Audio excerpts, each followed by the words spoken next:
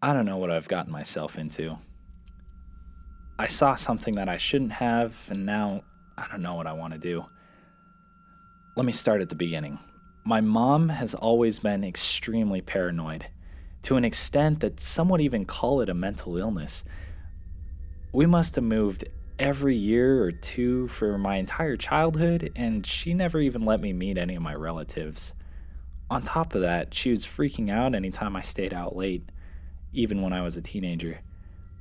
I was a pretty chill kid, though, and followed her instructions even though they annoyed me. I'm almost 22, and I'm finally starting to understand why. I've been at college here in Seattle, Washington for a few years now. Finally living on my own has been liberating, to say the least. My first few years at school passed without any real incident, and I'm on track to graduate soon. Earlier this week, I got a letter from an attorney. The attorney said that he represented a woman named Janice Patterson. I didn't recognize the first name, but I knew that Patterson was my mother's maiden name. The attorney said that this woman was my grandmother and had passed away recently. He told me that his job was to pass her things on to her heirs, and that for some reason I'd been a beneficiary of hers. He said that he'd tried to find my mother, but that all her addresses were old. Apparently, it took several weeks of searching to find me and to verify that I was really her grandson. He had an office in downtown Seattle, so I drove there to meet with him. His office was in one of those rent-a-business malls, the type full of lawyers and dentists. I found his office and he invited me in. He was a tired, older man looking like he just wanted this whole process to be over. He introduced himself as Theodore Johnson. He slid a manila envelope across the desk while telling me that everything my grandma had left me was inside. I asked him all about her, but he just raised a hand and told me that she was a woman that prized privacy above almost anything else. Apparently, he had only ever seen her in person once, and that all those other arrangements had been made over the phone. I carried the envelope to my car. Inside, I found a heavy key, a map, and a deed to a house. I was dumbstruck. This woman that I'd never met before had left me a house. The address on the deed matched with the map. Both referenced a house up in the mountains, here in Washington State on a road called Worcester Street. I was extremely thrown off by all of this, as I'm sure you can imagine. Over the days that followed, I thought about calling my mom for more information. I knew that she'd probably know more about this, but I also knew she would almost certainly go into an episode. Any time that I'd even mentioned family while I was growing up, she'd go off into a panicked state for days at a time. I learned pretty quick not to press that subject. I also thought about doing nothing at all. But I couldn't just leave an entire house. Not only that, but I had to know more. I'd been curious about my family for years, and this was my chance to finally find out. When I got out of class on Friday, I loaded up my car with supplies. My car is pretty reliable, but it has an incredibly annoying aftermarket alarm system that gets set off at near anything that goes close to it. After I'd set myself up, I started off towards the mountains. I was lucky that it was still fall. The roads get pretty nasty up in the mountains around wintertime. But even so, the drive took me way longer than I thought it would. And by the time I left the highway, it was already dark. Like I said, I'm trying to document everything, so I recorded some of my drive up the mountain. That's what you've been seeing up till now. After about 45 minutes of driving, my phone said I was getting close. A smaller road broke off from the main one. There was a signpost that read Worcester Street marking the turn. I took a picture of the sign. Take a look. I turned onto the smaller road and drove up. Gnarled trees hung over the road. Finally, I saw it on my left. A huge house was set up against the mountainside. It looked like it was decades old at the very youngest. The steps leading up to the front door were covered in a few inches of moss. Check it out. I parked my car and grabbed the heavy key out of the envelope. As I approached the house, I noticed that I couldn't see through any of the windows. I looked closer and saw that just behind each window there were metal grates. I walked up the overgrown steps to the front door and saw that there were 5 different locks. One where most are under the doorknob, and another in each of the 4 corners of the door. The key slid easily into all 5, unlocking them smoothly. I turned the handle and pushed the heavy oak door open. Its hinges made an almost comically loud squeal as I pushed it, then squealed again as I shut it behind me. Inside the house was much nicer than the apparently abandoned exterior. Here's some pictures that I took of the interior. There was a door to another wing of the house with more locks on it than my key didn't open. I turned around and returned to the living room and walked down the right hallway. At the end, I saw the master bedroom. I tried the switch, but the lights didn't turn on, so I pulled out my phone and used it as a light. The bedroom looked like it had probably been very nice about 20 years ago. Pictures covered the walls. My eyes were drawn to a framed picture on the bedside table. I picked it up and saw a picture of myself and my mom from when I was about 10. I opened the back of the case and pulled out the picture. I saw my mom's handwriting on the back. It read, "We're both doing fine, Diane." I wasn't sure what to make of that. Then I saw a journal sitting on the nightstand. I picked it up and flipped open the front cover.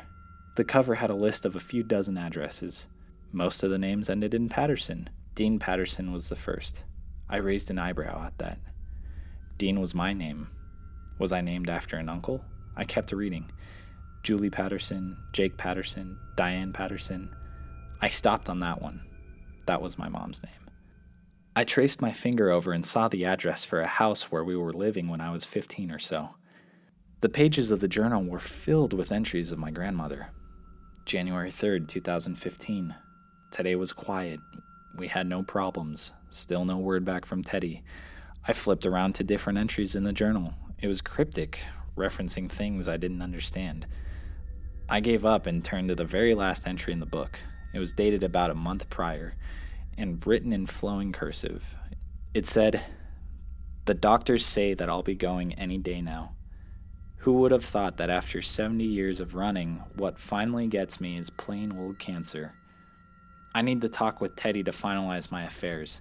He knows that Dean is going to be deeded this house, but I need to make absolutely sure that he is instructed to never come here under any circumstances."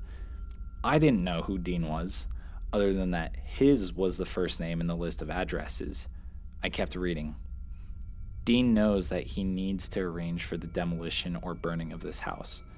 My children have to know that they are going to come after them now. I stared at that last sentence, reading it over and over. They? What could that possibly mean? That was when I heard squeals echoing down the hallway. The squeals of the front door opening. My mind was racing. There was no one around for miles, and I definitely shut it behind me. The wind? No way. The door was way too heavy for that. I could hear the breeze blowing from the outside. Then I heard this clicking sound distorted with the breeze. This unnatural sharp clicking from the front room, slowly getting louder and clearer. I can't perfectly describe how it sounded, but it was unnatural, nothing like I'd ever heard from an animal before. But the clicks were ringing out, louder and closer. I turned off my phone's light, and I looked at the closet in the room and pulled myself into it. I could see the light from the front room spilling out into the dark hallway through a crack in the door.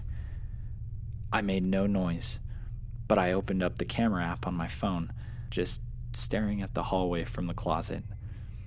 I could still hear the wind whistling from outside the front door. It sounds crazy, but I saw what looked like several inches of fog roll into the hallway. It honestly looked like somebody had set up a fog machine. I have no idea how it got there. But then I saw it. A humanoid creature entered the hallway. It was hard to see detail because it was backlit from the lights in the front room. It was pale and had unnaturally long arms that seemed almost as long as its legs. They almost touched the floor. It had long claws extending from each finger, and eyes so yellow they seemed like they were glowing in the darkness. What looked like dried blood covered its mouth and chest. It clicked again, not moving. Then it took a step towards the room where I was hiding. I put my phone up to the door and took a picture. It's blurry, I know, but here it is. It made its way down the hallway. stopping to click every few feet. It almost reached my room when I reached into my pocket and pulled out my keys as quietly as I could. Even so, they tinkled slightly as they left my pocket. The creature snapped its head at the sound and took another few steps in my direction. I double-tapped the alarm button on my keys. My car's alarm blared through the house. The creature whipped its head around and sprinted down the hallway towards the sound.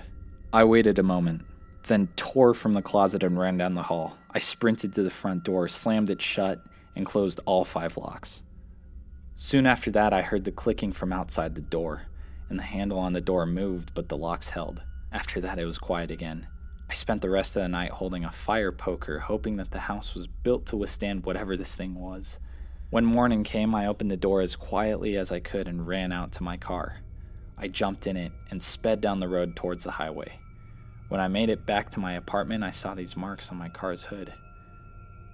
I brought my grandma's journal with me, though. She mentioned this Dean Patterson, the guy that the lawyer must have mixed me up with.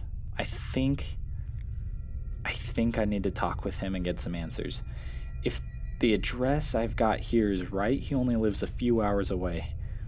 I need to know what that thing was. I'm gonna go pay him a visit, and probably pay some visits to the other names on the list too. I need some answers. I'll be documenting everything I find, so if you want updates, just subscribe to the channel.